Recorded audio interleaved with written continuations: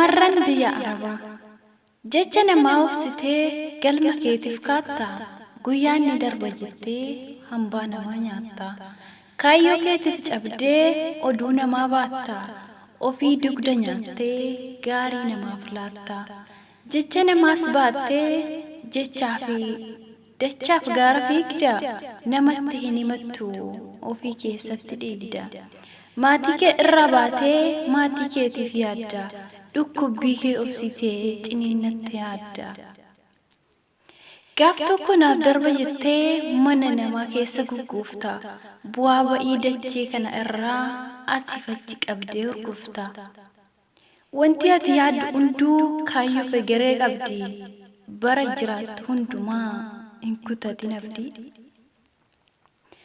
Alkanii fi guyyaa hojjetta yoomuu boqonnaa qabdu maatii kee gargaaruudhaaf kanatti dachaaf gaara labdu. Jecha namaa dandeessee kaayyoo keetiif guftee kaata namni waa'ee kee hin beekne hiikaa hin taane siif laata. Isa ati kaayyoo fiigdu wallaalan quufaf si'a jecha ati baattee deemtu tiraafika gurguddaatu fe'ama. Kana hundumaa dandeessee maatii keetiif garaan si dhukkuba waa'ee dhibbachuu maatii keetii ibidda caala si guba. Yoo deemtus yoo teessus waa'ee maatii keetii yaadda dhukkubbiin kee hin himattu ofii keetii ciniinnatti yaadda.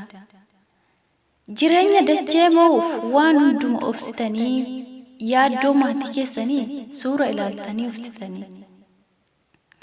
Kaayyoo kee dhugoomsuudhaaf dugda qoma itti cabdee gatii dadhabbii keetillee kan siif dubbatu dhabdee.